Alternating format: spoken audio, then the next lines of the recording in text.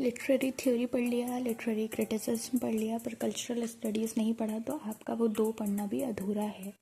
क्यों? क्योंकि आपको कल्चरल स्टडीज़ भी ये 3 एक साथ में पढ़े जाते हैं और ये 3 एक साथ में बहुत ज़्यादा स्कोरिंग होते हैं। तो कल्चरल स्टडीज़ भी अपना स्कोर रख रही है। लाइक आपको मिल सकते हैं 6 to 8 questions which is around 15 marks, जो कि आप ऐसे तो नहीं गवा सकते। तो इस वीडियो को आप लास्ट तक देखो। इसमें बस हम कीवर्ड्स शेयर कर रहे हैं, कीवर्ड्स जो आपको मेन याद रखने हैं और जो आपको एमसीक्यू में मिल जाने हैं। तो वो कीवर्ड्स से आपके एमसीक्यू हो जाने हैं, क्वेश्चंस हो जाने हैं। So let's start with the origin and the foundational concepts. In this you have to remember the keyword Birmingham school and CCC as mass culture and hegemony. ये 4 कीवर्ड्स आपको याद रखने हैं। बात आता है कि ये CCC क्या है। It is centre for contemporary cultural studies. इसकी फुल फॉर्म भी डायरेक्ट आ जाती है अगर आपने प्रीवियस क्वेश्चंस देखे हों। इसका ये आया कब 1960s में आया, ब्रिटेन में, यूनिवर्सिटी ऑफ बर्मिंघम में, दैट इज़ इन 1964।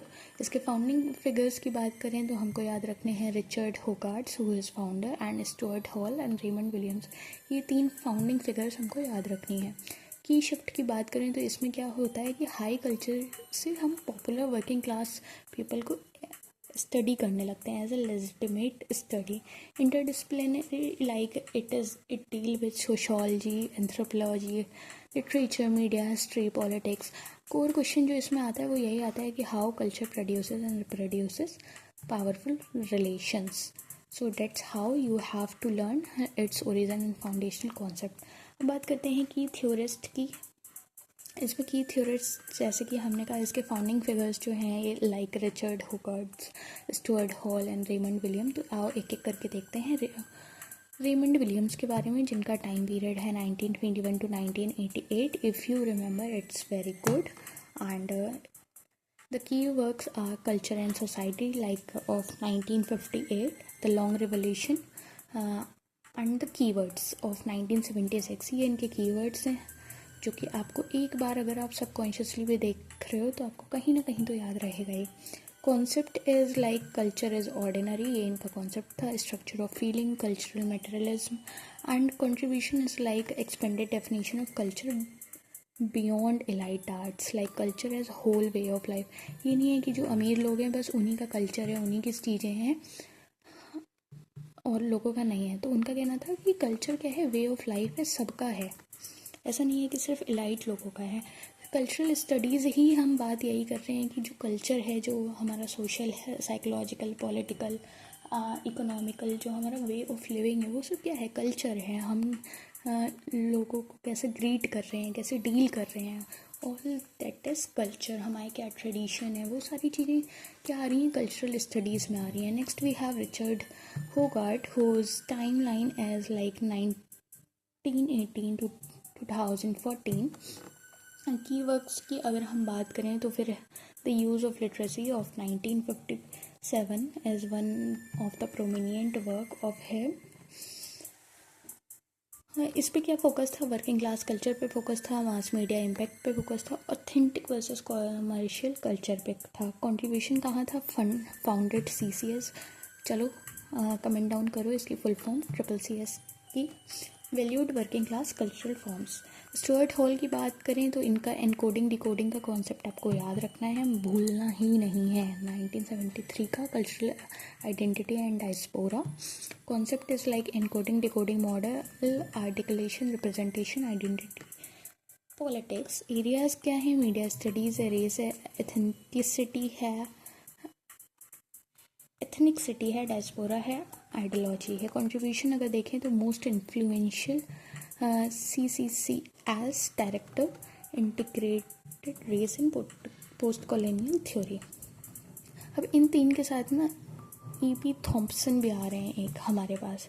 उनका बस की वर्क आपको क्या याद रखना है कि the making of English working class. इसकी history from below working class agency से रिलेटेड है, ये इसकी अप्रोच है। आई होप ये चीज़ें आपको समझ में आ रही होंगी। इसके बाद हम बात कर रहे हैं मार्क्सिस्ट इन्फ्लुएंसेस की। Just a minute.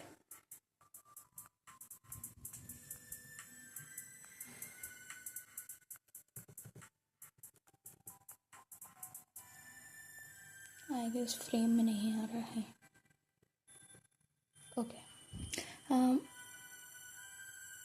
देखो थोड़ा आप जूम कर लेना, आपको आवाज़ कम लग रही है आप स्पीड अप कर लेना, आप जैसा चाहो वैसा कर लेना. आई एम जस्ट, क्योंकि लास्ट टाइम चल रहा है, I am just trying to put this online कि आप लोग की भी हेल्प हो जाए, है ना. Next we are having Marxist influences in which keywords are based superstructure. इसके जो जो हमने कार्ल मार्क्स का पढ़ा है ना, मार्क्सिज्म, वो वाली चीज़ें इसमें हैं. वही चीज़ें हैं जो हम लिटरेरी थ्योरी में पढ़ रहे हैं. इसमें हमको कीवर्ड्स याद रखने हैं: base, super structure, ideology, class hegemony, commodification. मेरे को हेजेमनी अगर आपने पढ़ा है तो कमेंट डाउन करो कि इसका मीनिंग क्या होता है. कार्ल मार्क्स इज़ बेस्ड, मतलब इनकी आइडियोलॉजी क्या थी कि बेस सुपर स्ट्रक्चर की जो भी दुनिया में चीज़ें बनती हैं वो एक बेस से बनती हैं और फिर बाद में सुपर स्ट्रक्चर उसमें इन्वॉल्व होता है. Like economic base determines cultural super structure. ये वाली बात आपको याद रखनी है, भूलनी नहीं है. जो मैं कह रही हूँ याद रखनी है वो तो बिल्कुल याद ही रखनी है, भूलनी नहीं है. इकोनॉमिक बेस क्या है? कल्चरल सुपर स्ट्रक्चर को बना रहा है. ठीक. कमोडिटी फेटिज्म की बात करें तो इसमें social relation appear as social between things. False consciousness की बात कर रहे हैं कि जैसे कि हम कुछ चीज़ें देखते रहें कि हाँ, हम जो भी इंस्टा पे देख रहे हैं या कहीं पे भी देख रहे हैं कि हाँ ये इंसान ये काम कर रहा है, ये काम कर रहा है, ये काम कर रहा है, भले ही वो नहीं कर रहा है, भले ही वो सब मिस इंटरप्रेट कर रहा है, बस आपको दिखा रहा है, इल्यूजन क्रिएट कर, लेकिन वो हमारी फॉल्स कॉन्शियसनेस में आ जाता है. Like working class misrecognises its own interest. Then comes the Antonio Gramsci, जिनका कीवर्ड है प्रिजन नोटबुक्स. जो आता है इसमें कॉन्सेप्ट आता है हेजेमनी. हेजेमनी किससे रिलेटेड है? ग्रामशी से. बेस सुपर स्ट्रक्चर किससे रिलेटेड है? कार्ल मार्क्स से. हेजेमनी का जो मीनिंग होता है वो होता है कि power through consent, not force, not by force. Organic intellectuals की बात करें तो leaders emerging from working class. War of position की बात करें तो cultural structure from ideologically domains. Then comes the Louis Althusser, जिनका कीवर्ड वर्क है ideology and ideological state apparatus of 1970. ISA that's like institution includes school, church, media reproduce ideology. इनके में क्या keyword याद रखना है? Ideology. Prelation is like ideology hails individuals as subjects and overdetermination like multiple factors determine social phenomena. Okay, तो ये तीन चीज़ें हमको आ गई. अब आता है फ्रैंकफर्ट स्कूल. अब आता है फ्रैंकफर्ट स्कूल जिसमें हमारे कीवर्ड्स हैं कल्चरल इंडस्ट्री, मास डिसेप्शन, कमोडिफिकेशन, क्रिटिकल थ्योरी. जो कीवर्ड्स है ना ये नहीं भूलना है, यही याद रखने हैं. कीवर्ड्स का ही सारा खेल है.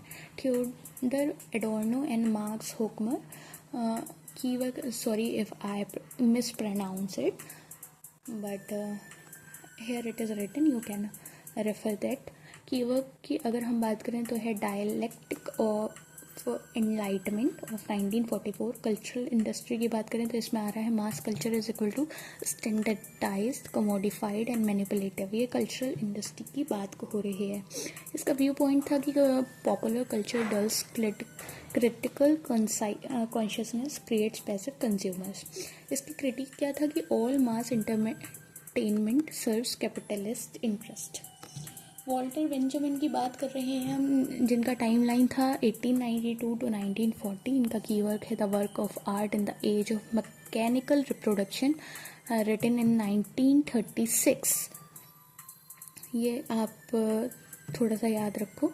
वॉल्टर बेंजामिन का the work of art in the age of mechanical reproduction, and it deals with the unique presence of original artwork lost in the reproduction. Positive view is like mechanical reproduction can democratize art. Herbert Marcus अगर हमारे पास आ रहे हैं तो इनका keyword है one dimensional man of 1964, जिसमें हम बात कर रहे हैं रिप्रेसिव टॉलरेंस की apparent freedom mark social control. Then comes the semiotics and structuralism, जिसमें कीवर्ड्स हमारे हैं साइन, सिग्निफाइड। अब मेरे को जल्दी से बताओ सिग्निफाइड, साइन, ये सब किससे रिलेटेड है? इतना बार अगर आपने लिटरेरी थ्योरी पढ़ लिया है तो आपको ये पता होगा, और अगर नहीं पता है, अगर आपको लिटरेरी थ्योरी जानना है तो आप कमेंट कर सकते हो, मैं उसके भी कीवर्ड्स शेयर कर दूँगी, क्योंकि लास्ट टाइम पे वही हो सकता है। तो कीवर्ड्स इसमें है sign, signifier, signified, code, Smith, binary oppositions, जिसमें हम बात कर रहे हैं फर्डिनेंड डी सॉसर की, जो बहुत ही एक की फिगर हैं जो आपको भूलने ही नहीं है, जिनका टाइमलाइन है 1857 टू 1930। सीमियोलॉजी की बात कर रहे हैं, that is sign of study of science and social life. Sign is equal to signifier, that is form, and signified is the concept. वो कह रहे हैं कि कोई भी अगर साइन है तो वो दो चीज़ों से मिलकर बन रहा है, मतलब कोई अगर एक चीज़ है तो वो दो चीज़ों से मिलकर बन रही है। One is signifier and other is signified. Signifier is like a symbol that represent it, and signified is the ideal concept that deals with it. Arbitrary is like no natural connection between signifier and signified, but he also gave the concept of synchronic and diachronic, जो बहुत आता है, और ये मैं आपसे linguistic में भी कवर कर चुकी हूँ। अगर आपको नहीं पता है तो आप एक बार देख सकते हो, like in 20 minutes we have covered linguistic with the keywords. That's one short revision. Synchronic and synchronic क्या है? Synchronic is like sync with time, like language at moment, and diachronic is over time, कि हम देख रहे हैं कि कैसे evolution हो रहा है हिस्ट्री से लेके अभी प्रेजेंट तक, दैट इज़ डाइक्रोनिक। रोलैंड बार्थ्स की अगर हम बात कर रहे हैं, जिनका टाइम पीरियड है 1915 टू 1980, इनका कीवर्ड वर्क जो भी है mythologies and death of author, ये आपको याद ही रखने हैं, भूलने नहीं है। Death of author is like आपको थोड़ा सा ओवरव्यू ले लेना चाहिए, तो वो जब आप पढ़ोगे जानोगे तो आपको लगेगा कि हाँ बात तो सही है, मतलब उनका वैलिड पॉइंट आपको दिखेगा। फिर मिथ की बात अगर हम कर रहे हैं तो second order signification that naturalises ideology. Denotation and connotation अगर आपको नहीं मालूम है तो आप एक बार देखो। Like denotation and connotation is like literal versus cultural meaning, कि उसकी मीनिंग कैसे डिफर कर रहे हैं। डेथ ऑफ ऑथर में क्या है, उनका मेन व्यू पॉइंट है meaning created by reader not authors intention, मतलब आप ऑथर ने जो भी लिख दिया वो लिख दिया, उसके बाद जो भी मीनिंग है वो रीडर इंटरप्रेट करेगा, रीडर क्रिएट करेगा। ऐसा नहीं है कि वो मीनिंग जानने के लिए उसको ऑथर की सारी बैकग्राउंड जानने की ज़रूरत है। So that's the key idea of death of author. वो कह रहे हैं कि वर्क के पब्लिकेशन के बाद ऑथर की डेथ हो जाती है और रीडर का जन्म हो जाता है, बर्थ ऑफ रीडर हो जाता है। 5 कोड्स इन्हें दिए थे, जिसमें है hermeneutics, proairetics, semantic, symbolic and cultural, ये आप याद रख सकते हो। Then we have Claude Levi Strauss, जिनका स्ट्रक्चरल एंथ्रोपोलॉजी से लेना देना था, और इनका कहना था universal mental structures in myths, and binary opposition is like culture versus nature, raw versus cooked, life versus death। ये जो बाइनरी अपोजिशन है ना, ये आपको याद रखना है। इनका कहना था कि हर चीज़ का अपोजिशन क्रिएटेड है, लाइक डेथ का बर्थ, हैप्पी का अनहैप्पी, हैप्पी का सैड, तो लाइफ का डेथ, रॉ का कुक्ड, तो ये वाली चीज़ है। Then comes the post structuralism and post modernism, जिनके कीवर्ड्स हैं reconstruction, difference, power, knowledge, similar का।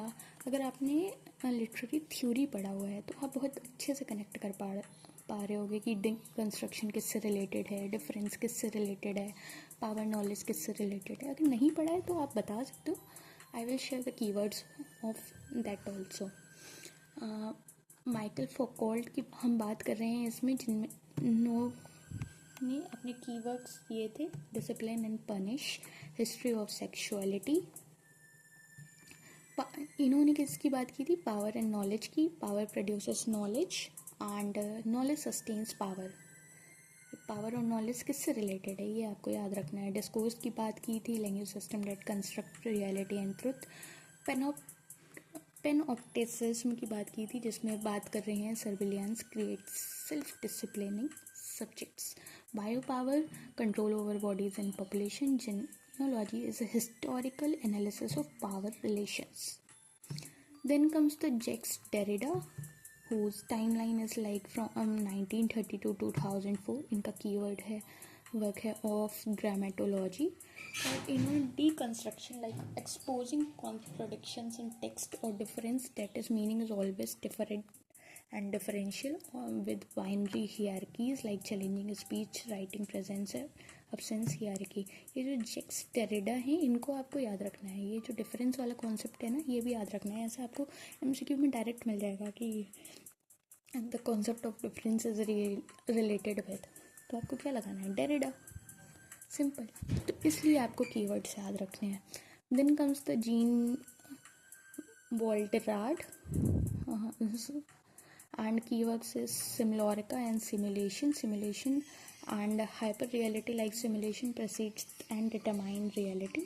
Simulacra is copies without originals. 4 stage of image की बात हो रही है. अगर like Disneyland Gulf और as a media spectacle, like इनका कहना था कि हम जो सिमुलाका है, लाइक सिमुलेशन है, वो इतना ज़्यादा ऐसा हो जाता है लाइक डिज्नीलैंड की अगर हम बात कर रहे हैं. तो डिज्नीलैंड में क्या है, जो कार्टून करेक्टर है वो रियल नहीं है ना, बट हम उनको एज अ रियल मान रहे हैं, हम उनको देख रहे हैं, तो that is all hyper reality. Then comes the Jean Francois Lyotard. इनका की वर्क है पोस्ट मॉडर्न कंडीशन, जिसमें डेफिनेशन वो देते हैं इंक्रेडिलिटी टुवर्ड्स मेटा नैरेटिव्स. और ग्रैंड नैरेटिव्स की बात करें तो collapse of enlightenment, Marxism and progress narratives. ये थोड़ी सी चीज़ें हैं जो आपको ऐसे आप ओवरव्यू कर लो, है ना. आप ओवरव्यू कर लोगे तो आपको इजी रहेगा. So visible now more clearly, and we are talking about feminist cultural studies in which keywords are like patriarchy. Feminist की बात हो रही है तो पेट्रियार्की तो आएगी, जेंडर कंस्ट्रक्शन भी आएगा, मेल गेज भी आएगा, इंटरसेक्शनलिटी भी आएगी. इसमें हमारे पास आ रहे हैं सिमोन डिवियोर, जिनका कीवर्ड था द सेकेंड सेक्स. अगर आपने ये भी नहीं पढ़ा है तो एक बार इसका आप ओवरव्यू ले लीजिए, आपको लेना चाहिए. इसका फेमस कोट था, one is not born but rather becomes a women. इनका जेंडर, सेक्स, इस सब से रिलेटेड भी इन्होंने कुछ की पॉइंट्स दिए हैं और सेकंड सेक्स के बारे में बहुत अच्छे से बताया है. And the concept is women is other to the male subject. ये आपको एक बार देखना चाहिए. Then we have Laura Mulvey. इनका की वर्क है visual pleasure and narrative cinema of 1975. Male gaze की बात कर रहे हैं, जिसमें ये बोल रहे हैं कि cinema structures being viewed from masculine perspective, कि सिनेमा में जो भी हम करते हैं वुमेन को एज अ स्पेक्टिकल बना लेते हैं to be looked atness in a film. And scopophilia, pleasure in looking वाली बात ये कह रहे हैं, मतलब ये फेमिनिज्म का है ना, तो उससे रिलेटेड है. Then comes the bell hooks. Bell hooks की बात हम कर रहे हैं तो इसका रियल नेम है Gloria Jean वेटकिंस.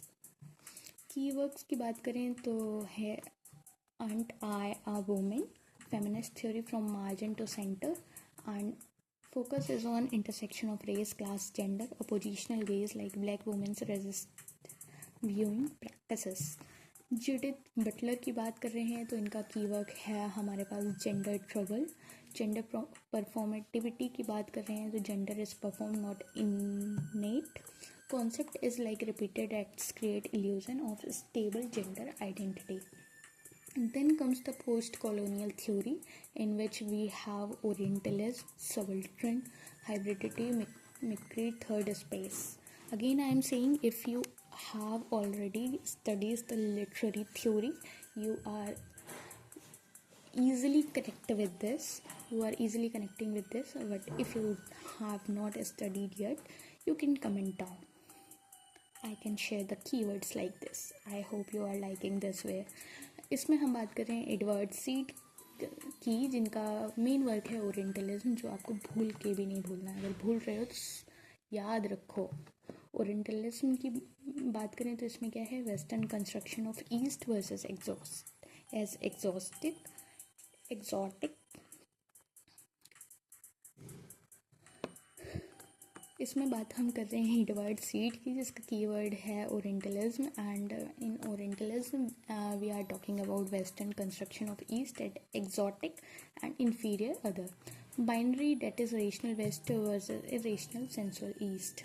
Power and knowledge की बात करें तो colonial knowledge serves imperial power.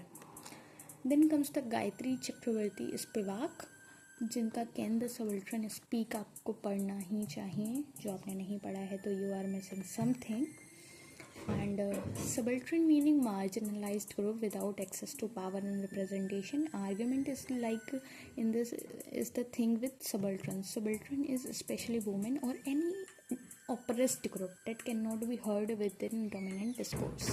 And the strategic essentialism deals with a temporary unified identity for political goals. Then comes the Homi ke Bhava. Homi ke Bhava gave the work The Location of Culture in 1994, in which hybridity, that is cultural mixing, creates new resistant identities is discussed, along with the mimicry. Hybridity, mimicry, third space, ambivalence, ये सारी चीज़ें आपको किससे relate करनी है? होमी के भावा से.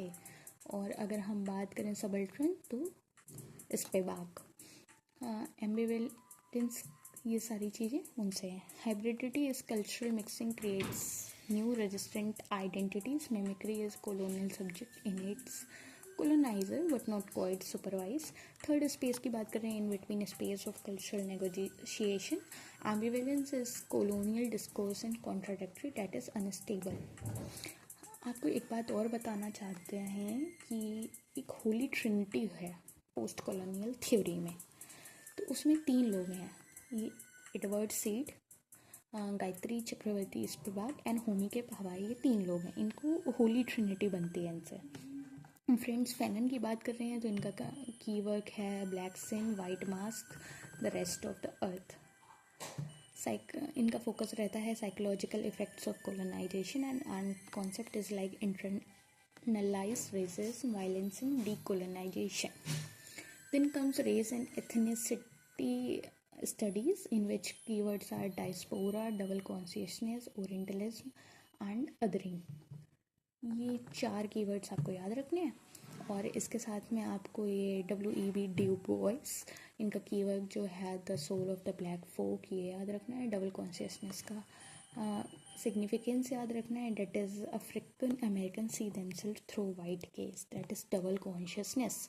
Wheel is the color line separating black and white words. And Paul Gilroy, in which we have keyword the Black Atlantic. Black Atlantic is the transactional black culture beyond national boundaries, and the concept includes diaspora, hybrid identities, cultural modernity.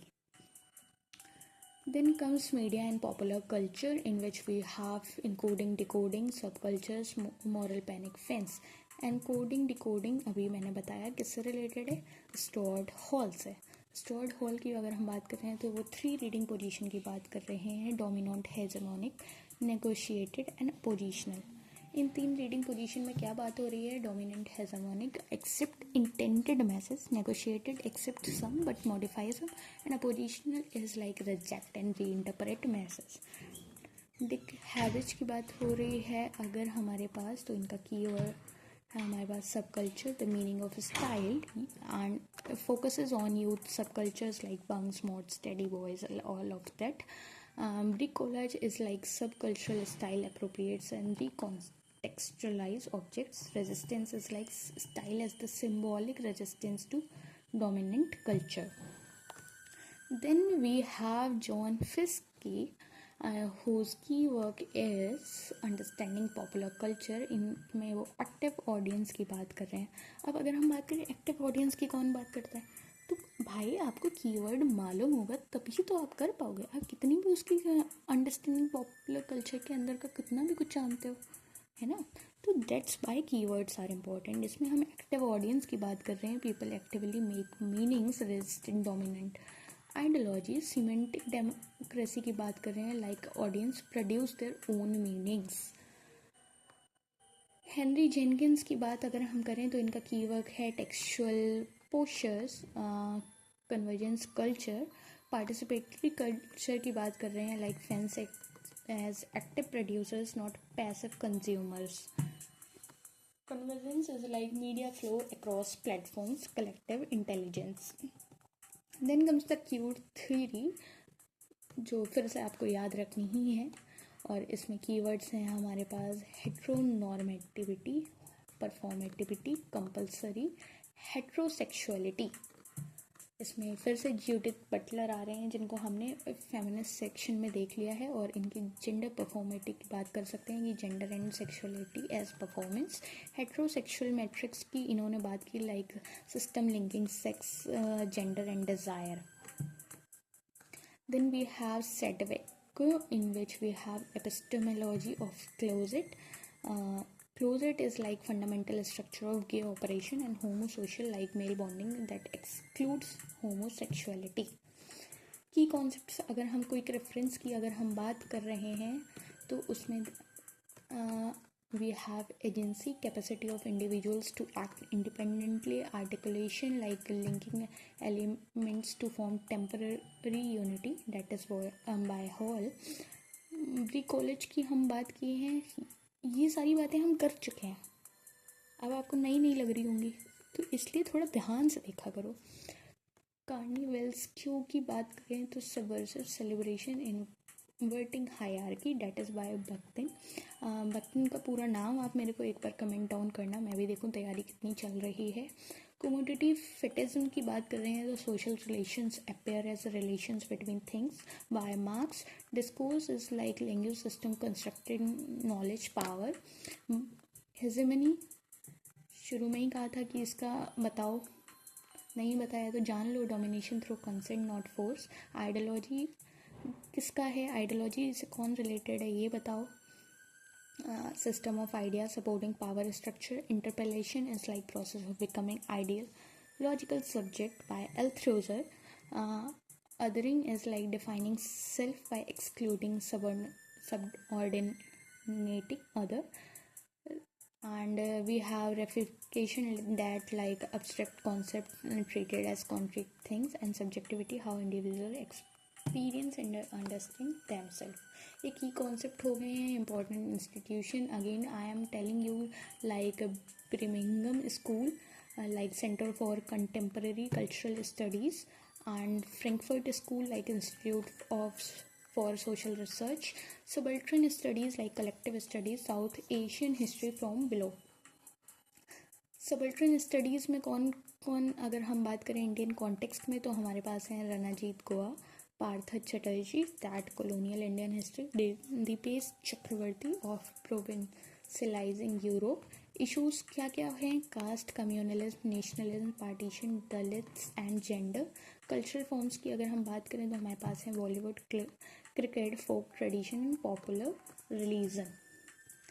So that's all from the cultural studies and I think कि आपको keywords मालूम हो गए होंगे, अच्छे से समझ आ गया होगा, और इसके साथ ये कंप्लीट होता है. वन मोर पॉइंट कि अगर आप इसमें भी देखना चाह रहे हो कि क्या क्या चीज़ें हाई फ्रिक्वेंसी टॉपिक्स हैं तो उसमें आप देख सकते हो स्टुअर्ट हॉल्स को, जिनका एनकोडिंग डिकोडिंग का कॉन्सेप्ट है, एडवर्ड सईद को, फुकोल्ट को, ग्राम्सी को, बार्ट्स को, और must know pairs like theorist की वर्क. इतना तो आपको पता ही होना चाहिए, कॉमन क्वेश्चन टाइप. मतलब आप देख रहे हो सब कुछ मैंने 2 पन्नों में समा दिया है ना. तो ये सोचो ये कितना इम्पॉर्टेंट है, आप इसको मिस नहीं कर सकते, और अगर आप कर रहे हो तो इसमें आप ही बहुत कुछ मिस कर रहे हो. सो अगर लास्ट 1 वीक बचा है एग्ज़ाम का तो बस इसको आप रिवाइज़ करो, अपने आप को चेक करो कि आपको कितना आ रहा है. लाइकवाइज आप चैनल देखो, एक बार खोलो, हो सकता है आपके काम की और चीज़ें पड़ी हों जो आपको काम आ जाए. और अगर आपको ये सब पसंद आ रहा है, आपको लग रहा है कि आप नंबर बटोर पा रहे हो तो जुड़ जाओ, और चीज़ें जानो, और चीज़ें मिलेंगी, है ना. चलो, बेस्ट ऑफ लक.